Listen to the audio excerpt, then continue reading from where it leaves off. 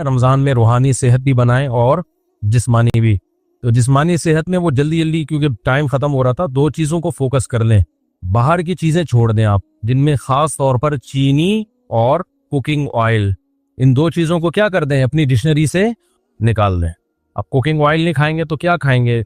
देसी घी खा लें, देसी घी नहीं खा सकते तो कुछ भी कर लें, लेकिन ये ऑयल आपको निकालना पड़ेगा। और चीनी भी मार्केट से क्या करनी पड़ेगी, शॉर्ट करनी पड़ेगी।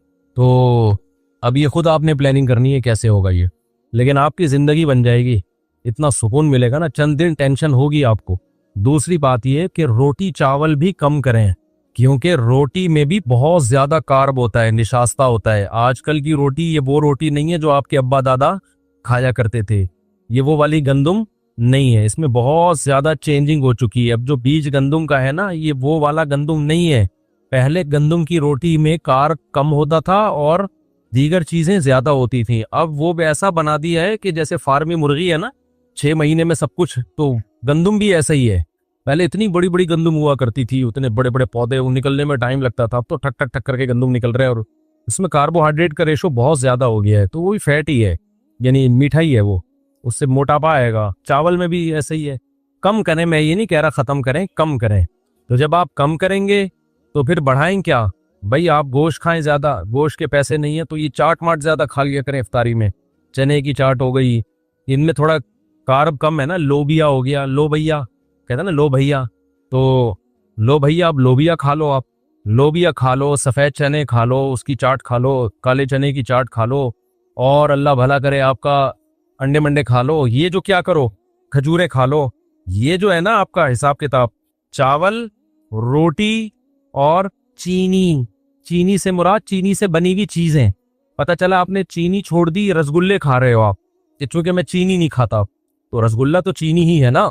तो ये चंद चीजें आप रमजान में थोड़ा सा इनसे अवॉइड करें। दोबारा बहुत लंबा बयान हो गया तो मुख्तसर करके बता देता हूँ। रोटी चावल खत्म नहीं करने, बल्कि क्या करना है, कम करने हैं। नंबर 2, चीनी को क्या करना है, खत्म कर दो चीनी को। नंबर 3, कुकिंग ऑयल निकाल दो अपनी जिंदगी से, खासकर रमजान में तो निकालो ना। जैतून का जो ऑयल आता है ना, वो पी लिया करो, वो नहीं होता एक्स्ट्रा वर्जन जो होता है, अब वो पीने में, वो भी पका के नहीं खाना है। जैतून का तेल पका के खराब हो जाता है। देसी घी फिर भी थोड़ा बहुत पका सकते हैं, जैतून का तेल नहीं पका सकते। तो ये आपने रमजान में चंद काम करने, कुकिंग ऑयल को निकाल दें, चीनी को निकाल दें, रोटी चावल कम कर दें। फिर आपने क्या खाना है भाई, गोश्त की मिकदार बढ़ा दें, आप गोश्त मोश खाया करो, फोड़ा फाड़ा करो, देसी घी है वो खा लिया करो, और अल्लाह भला करे अंडे मंडे फोड़ दिया करो, अंडे भी हाफ बॉईल करके फोड़ो। और अल्लाह भला करे दूध बूध पी लिया करो, वो वाला डब्बे वाला नहीं, गाय पाल के वाला। आप क्या कर रहे हैं, ऐसी बातें आप बोलोगे पता नहीं किस जमाने में लेके जा रहे हैं हमें, लेकिन फिर भी भारत डब्बे से बेहतर है दूसरा, उसमें भी चीनी डाल के नहीं है, ऐसे ही। और अल्लाह भला करे इस तरह की चीज़ें आप चंद अपने खर्चे पे अगर खा लें तो आप देखें, खजूरें खा लें आप, तो इंशाअल्लाह सल्लू अलल हबीब हो जाएगा थोड़े दिनों में। आप खुद बोलोगे यार मुफ्ती साहब हटो बच्चों, हो गया। टेंशन होगी चंद दिनों तक, दिमाग ऐसे ललचाएगा ना, जब किसी को बिरयानी या फोड़ता हुआ देखोगे आपका दिल जाएगा मैं खा जाऊं बस। लेकिन थोड़े दिनों में आपको जब अच्छा खाने की आदत पड़ जाएगी तो फिर क्या होगा कि आपको जब दिमागी मेंटली सेहत, जिस्मानी सेहत अच्छी होगी ना, तो फिर आपको अच्छी खुराकों में मजा आना शुरू हो जाए। कभी कभार खोड़ो बिरयानी, बिरयानी तो कराची का एक सौगात है, कौन छोड़ सकता है कभी कभार। लेकिन वो जो बिरयानी आपने कभी कभार फोड़नी है, वो भी जरा अच्छे होटल वाली बिरयानी हो या घर की बिरयानी हो। क्योंकि आजकल जो चावल आ रहे हैं ना बिरयानी के, वो चावल भी ऐसे गलत किस्म के चावल आ रहे हैं कि वो खाने में बड़े मजेदार होते हैं, पेट में जाके वो पत्थर बन जाते हैं, पॉलिश होती है उन चावलों के ऊपर, समझते हो। तो पता नहीं क्या क्या आ रहा है यार, अभी क्या क्या रोना रोए हम बैठ गए। तो बहुत ही बर्बादी हो रही है। ये मेरी फील्ड मेडिकल साइंस नहीं है, आप कह सकते हैं आप क्यों ये बातें कर रहे हैं। देखो मैं अस्पतालों में भी जाता हूँ बयान के लिए ना। अभी मैं गया लाहौर में एक हॉस्पिटल में, उस हॉस्पिटल में मरीजों का फ्री में इलाज होता है। जैसे इंडस हॉस्पिटल है ना, बड़ा अच्छा मयारी हॉस्पिटल है, फ्री में, करोड़ों रुपए का बजट है उनका, और साल का अरबों में पहुंचता है वो। सारा बजट कौन पूरा करता है, पब्लिक, लोगों की ज़कातें हैं, सदका है, खैरात है, उनसे मरीजों का फ्री इलाज होता है इंडस हॉस्पिटल में। इसी तरह लाहौर में है अल हिजाज हॉस्पिटल, वो भी फ्री इलाज होता है वहां पे।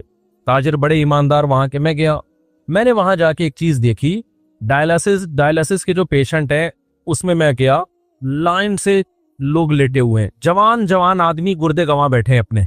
शुगर के पेशेंट को देखेंगे, यंग यंग लड़के 35 साल 40 साल शुगर के पेशेंट। हार्ट के पेशेंट को आप देखेंगे, यंग यंग लोग, जवान लोग हार्ट पेशेंट। करोड़ों रुपए का लोगों का सरमाया ज़कातों का इन मरीजों के इलाज पे खर्च हो रहा है। इंशाल्लाह सवाब मिलेगा, अच्छी बात है, इलाज होना चाहिए भाई। गवर्नमेंट अपनी जिम्मेदारी पूरी नहीं करती, चलो अवाम।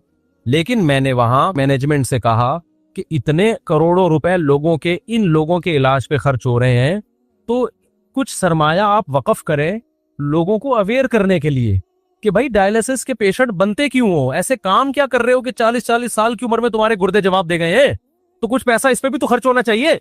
अभी फिर मुझे गुस्सा आना शुरू हो रहा है, ताकि कौम का ये पैसा किसी और जगह इस्तेमाल हो ना। देखो दोबारा से, अभी समझ में नहीं आया, आपके पास 4 लाख रुपए हैं, आपने किसी गरीब पे खर्च करने हैं, किसी मुस्तहिक पे। 4 आदमी ऐसे निकले जो बर्गर खा खा के, पिज़्ज़े फोड़ फोड़ के, और कोल्ड ड्रिंक पी पी के, सिगरेटें पी पी के, चर्स पी पी के, और बिल्कुल नेचर के खिलाफ लाइफ स्टाइल इख्तियार करके चारों पेशेंट बन गए शुगर के और गुर्दों के। ठीक है ना, वो चारों किसके पेशेंट बन गए? शुगर और गुर्दों के। आपने 4 लाख रुपए उनके इलाज पे लगा दिए।